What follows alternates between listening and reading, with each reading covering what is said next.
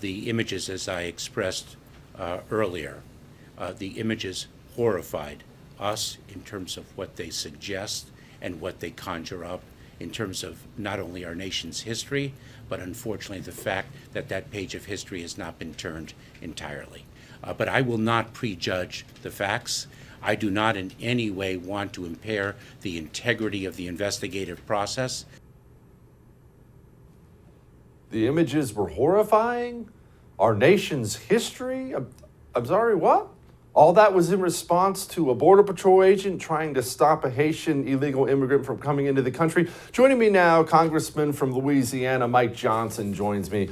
Congressman, the fact that the DHS secretary knew that all that was a lie before he got up and gave that press conference, how in the world does this human being still have a job?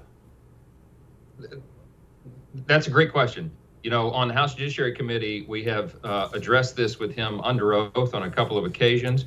There's a long list now, a litany of offenses that he has been engaged in since he took office. And this is among the most egregious. We know now, because of emails that have surfaced, that he knew hours before that press conference that the narrative about the whipping by the Border Patrol agents was false. He knew it. And he decided to stand out there in front of those cameras and those microphones and lie to repeat the narrative that he knew was false and to slander the Border Patrol. If the man had any dignity at all, he'd be asking for forgiveness over that. And if the media had any dignity, they'd be demanding an answer from him on why he lied to them. But we're not seeing any of that. So when we get the gavels back after this election cycle, you'll see accountability finally for this secretary.